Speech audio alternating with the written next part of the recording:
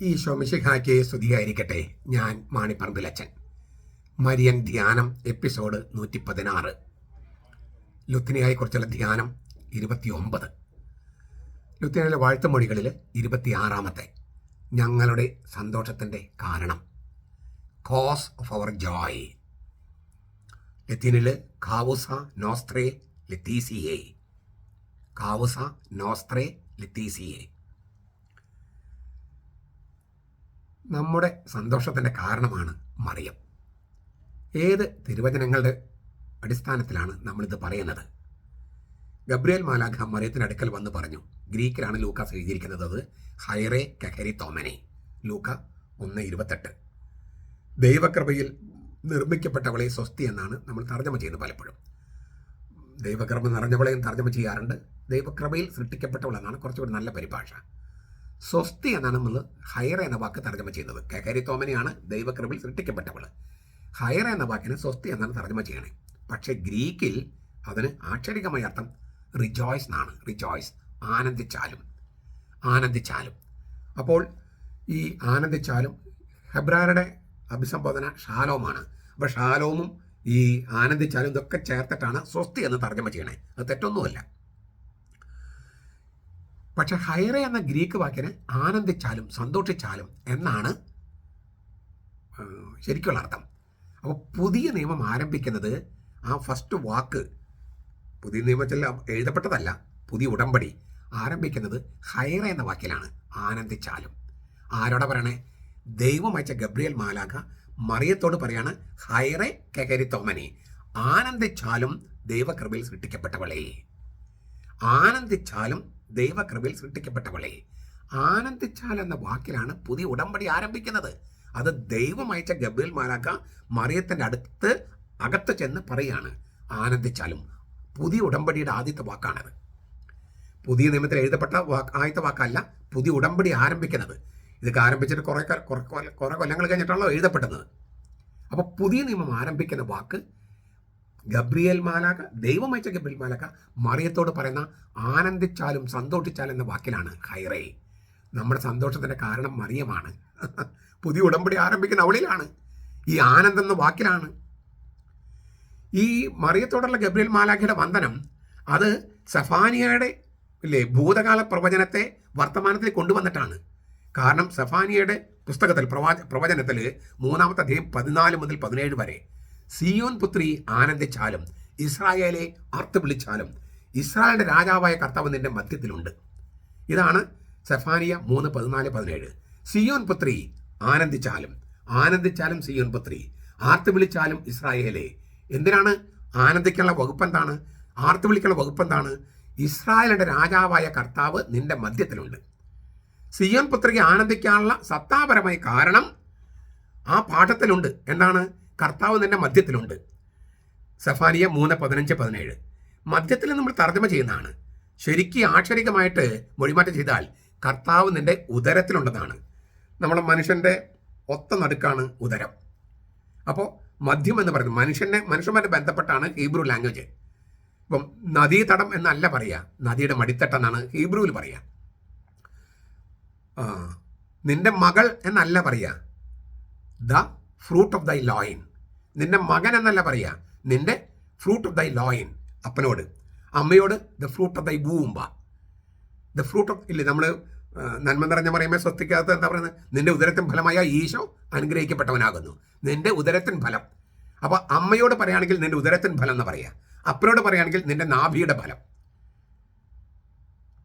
ഈ സത്യവേദ പുസ്തകത്തിൽ കുറച്ചും കൂടി നല്ല വാക്കാണ്, പക്ഷെ അത് സഭ്യമല്ലെന്ന് തോന്നുന്നുകൊണ്ട് ഞാൻ പറയാണ്ടിരിക്കുക.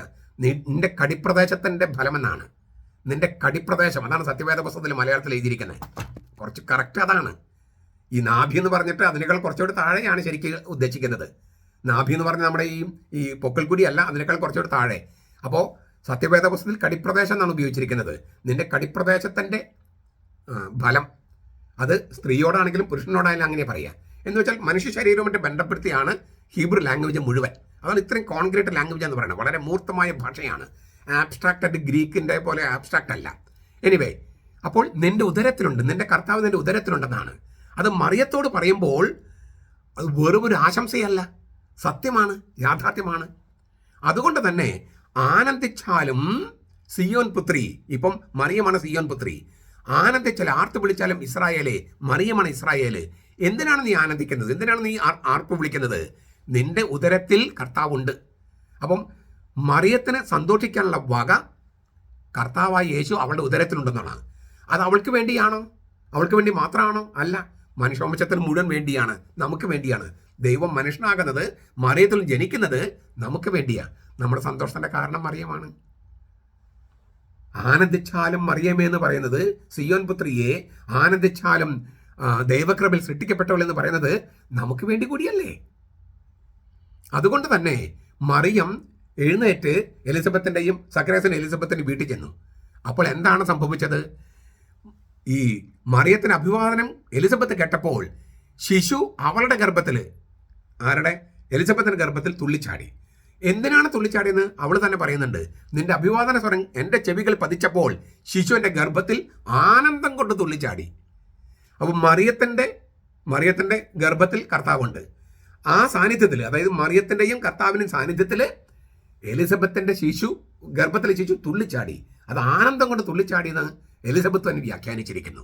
അപ്പം നമ്മുടെ ആനന്ദത്തിൻ്റെ കാരണം മറിയമല്ലേ? മറിയത്തിൻ്റെ ഗർഭത്തിലുള്ള കർത്താവല്ലേ? എന്നിട്ട് ഈ മറിയം കർത്താവിനെ പ്രസവിക്കുന്നു. അപ്പോൾ മാലാഖ ചെന്നിട്ട് ആട്ടിടയന്മാർ പറയാണ്, വലിയ ആനന്ദത്തിൻ്റെ സദ്വാർത്ത ഞാൻ നിങ്ങളെ അറിയിക്കുന്നു. ലൂക്ക 2:10. വലിയ ആനന്ദത്തിൻ്റെ സദ്വാർത്ത ഞാൻ നിങ്ങളെ അറിയിക്കുന്നു എന്ന് വിശുദ്ധ രാത്രിയിൽ ആട്ടിടയന്മാർക്ക് സന്ദേശം കിട്ടുമ്പോൾ ആനന്ദിച്ചാലും എന്ന വാക്ക് വീണ്ടും ദൈവദൂതന്റെ വാക്കിൽ നിന്ന് വരികയാണ്. ഗബ്രിയേൽ മാലാഖ പറഞ്ഞു, ആനന്ദിച്ചാലും ദൈവകൃപയിൽ സൃഷ്ടിക്കപ്പെട്ടവളെ. ഇപ്പം മാലാഖ ആട്ടിടയന്മാർ പറയാണ്, വലിയ ആനന്ദത്തിന്റെ സദ്വാർത്ത ഞാൻ നിങ്ങളെ അറിയിക്കുന്നു, നിങ്ങൾക്കായി രക്ഷകൻ ജനിച്ചിരിക്കുന്നു. അപ്പോൾ വീണ്ടും ആനന്ദത്തിലാണ് ഈ പുതിയ ഉടമ്പടി ആരംഭിക്കുന്നത്. ആനന്ദത്തിലാണ് പുതിയ ഉടമ്പടി തുടക്കമിടുന്നത്. അത് മറിയത്തിൽ ആരംഭിക്കുന്നു. അതുകൊണ്ട് മറിയം നമ്മുടെ സന്തോഷത്തിന്റെ കാരണമാണ്. അപ്പോൾ ഇത് സുവിശേഷത്തിന്റെ തുടക്കം. അവസാനം നോക്കുക, യോഹന്നാന്റെ സുവിശേഷം 16:20 പറയാണ്, ആമേൻ ആമേൻ ഞാൻ നിങ്ങളോട് പറയുന്നു, നിങ്ങൾ കരയുകയും വിലപിക്കുകയും ചെയ്യും, എന്നാൽ ലോകം സന്തോഷിക്കും. നിങ്ങൾ ദുഃഖിക്കും, എന്നാൽ നിങ്ങളുടെ ദുഃഖം സന്തോഷമായി തീരും. നിങ്ങളുടെ ദുഃഖം സന്തോഷമായി തീരും. ഇപ്പോൾ നിങ്ങളും ദുഃഖിതരാണ്, എന്നാൽ ഞാൻ വീണ്ടും നിങ്ങളെ കാണും, അപ്പോൾ നിങ്ങളുടെ ഹൃദയം സന്തോഷിക്കും. നിങ്ങളുടെ സന്തോഷം ആരും നിങ്ങളെ എടുത്ത് കളയുകയില്ല. കർത്താവ് പരിശുദ്ധാത്മാവിനെ വാഗ്ദാനം ചെയ്യുമ്പോൾ പറയുന്ന സംഗതിയാണ്. ആനന്ദം എന്നത് പരിശുദ്ധാത്മാവിനുള്ള മറ്റൊരു വാക്കാണ്. ആനന്ദം എന്ന് പറയുന്നത് മറ്റൊരു വാക്കാണ്. നിങ്ങൾ സന്തോഷിക്കും, ഞാൻ നിങ്ങളെ വീണ്ടും കാണും, നിങ്ങൾ സന്തോഷിക്കും. നിങ്ങളുടെ സന്തോഷം നിങ്ങളുടെ ആരും എടുത്ത് കളയില്ല, കാരണം പരിശുദ്ധാത്മ നിങ്ങളിൽ വരും. അതാണ് ആനന്ദം. ലൂക്ക 24:50. അനന്തരം ഈശോ അവരെ ബഥാനി വരെ കൂട്ടിക്കൊണ്ടുപോയി കൈകൾ ഉയർത്തി അവരെ അനുഗ്രഹിച്ചു.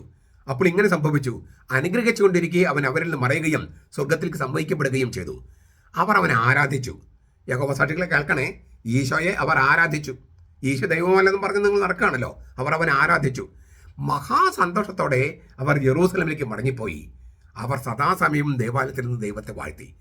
മഹാസന്തോഷത്തോടെ അവർ യെറൂസലേമിലേക്ക് മടങ്ങിപ്പോയി.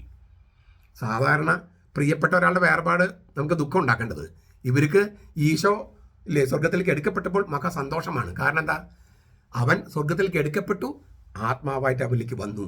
മഹാസന്തോഷത്തിൻ്റെ ആത്മാവായിട്ട്, പരിശുദ്ധാത്മാവായിട്ട്.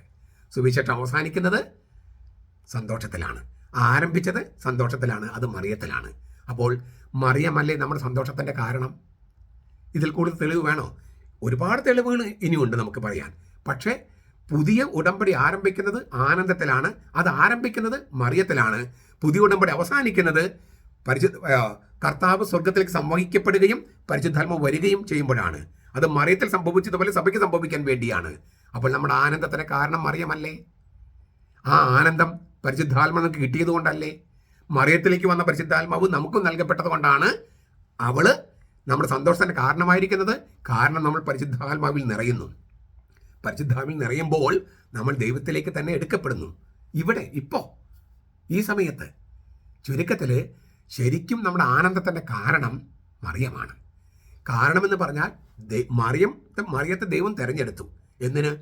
ദൈവത്തിന് മനുഷ്യനാക്കാൻ വേണ്ടി. അവളുടെ അടുത്ത് മാലാഖ വന്ന് പറയാണ്, ആനന്ദിച്ചാലും കർത്താവ് നിന്നോടുകൂടെ, കർത്താവ് നിന്റെ മധ്യത്തിലുണ്ട്, നിന്റെ ഉദരത്തിലുണ്ട്. അത് നമുക്ക് വേണ്ടി ആയതുകൊണ്ട് ഈ ആനന്ദിച്ചാലും എന്ന് മറിയത്തോട് പറയുന്നത് നമുക്ക് വേണ്ടി ആയതുകൊണ്ട്, മറിയം അതിനെ സമ്മതിച്ചുകൊണ്ട് നമ്മുടെ ആനന്ദത്തിൻ്റെ കാരണം മറിയം തന്നെയാണ്. ഇത് തിരുവചനങ്ങളാണ്. അപ്പോൾ ഈ വാഴ്ത്തുമൊഴി എന്ന് പറയുന്നത്, മറിയത്തെക്കുറിച്ച് വാഴ്ത്തുമൊഴി തീർത്തും വചനങ്ങളിൽ അടിസ്ഥാനമിട്ടതാണ്. അതുകൊണ്ടാണ് ഞാൻ ഈ തിരുവചന ജപമാല നിങ്ങൾ വാങ്ങിച്ച് വായിച്ച് പഠിച്ച് പ്രാർത്ഥിച്ച് അത് പ്രചരിപ്പിക്കണമെന്ന് ഞാൻ പറയുന്നത്. കാരണം മരിയൻ ഭക്തി എന്ന് പറയുന്നതും ജപമാല എന്ന് പറയുന്നതും അതിലത്തെ ലുത്തിനിയ എന്നൊക്കെ പറയുന്നത് തിരുവചനത്തിൽ ഇങ്ങനെ ആറാടി നിൽക്കുന്ന സംഗതികളാണ്. തിരുവചനത്തിൽ ആറാടി നിൽക്കുന്നത്. അതുകൊണ്ട് ഇതൊരു പാശ്ചാത്യ ഭക്തി മാത്രമാണ് എന്ന് പറഞ്ഞ് തള്ളിക്കളയരുത്. ഞാനിതിൻ്റെ പൗരസ്യ ഉത്ഭവം മുഴുവൻ പറഞ്ഞു. അന്തിമ രൂപം കൊടുത്തത് പാശ്ചാത്യ സഭയിലാണെങ്കിലും അതിൻ്റെ തുടക്കം മുഴുവൻ പൗരസ്യ സഭയിലാണെന്ന് പറഞ്ഞു. ഇത് നമ്മുടെ പൗരസ്ത്യ ദൈവശാസ്ത്രജ്ഞന്മാർക്ക് പോലും അറിയാത്തൊരു സംഗതിയാണ്. അതുകൊണ്ടാണ് ഞാൻ തിരുവചന ജപമാല പരമാവധി പ്രചരിപ്പിക്കാനായിട്ട് ഞാൻ നിങ്ങളോട് ആവശ്യപ്പെടുന്നത്. കാരണം അത് ഉത്ഭവിച്ചത് പൗരസ്ത്യ നാട്ടിലാണ്. പാശ്ചാത്യ നാട്ടിൽ അതിൻ്റെ ഒരു പൂർണ്ണത വന്നു. അപ്പോൾ രണ്ട് സഭകളുടെയും കൺട്രിബ്യൂഷൻ ഈ മരിയൻ ജപമാലയിലുണ്ട്, വിശേഷിച്ച് തിരുവചന ജപമാലയിലുണ്ട്. അതുകൊണ്ട് മറിയത്തോടുള്ള സ്നേഹം, മറിയത്തോടുള്ള നമ്മുടെ ബഹുമാനം അത് പ്രചരിപ്പിക്കുന്നത് ഈ തിരുവചന ജപമാല പ്രചരിപ്പിക്കുന്നതിൽ കൂടെ ആകട്ടെ എന്നാണ് ഞാൻ അപേക്ഷിക്കുന്നത്, പ്രാർത്ഥിക്കുന്നത്. നമ്മുടെ കർത്താവ് ഈശോ മിശിഹായുടെ കൃപയും പിതാവായ ദൈവത്തിൻ്റെ സ്നേഹവും പരിശുദ്ധാത്മാവിൻ്റെ സഹവാസവും നാം എല്ലാവരോടും കൂടി ഉണ്ടായിരിക്കട്ടെ, ഇപ്പോഴും എപ്പോഴും എന്നേക്കും. ആമീൻ.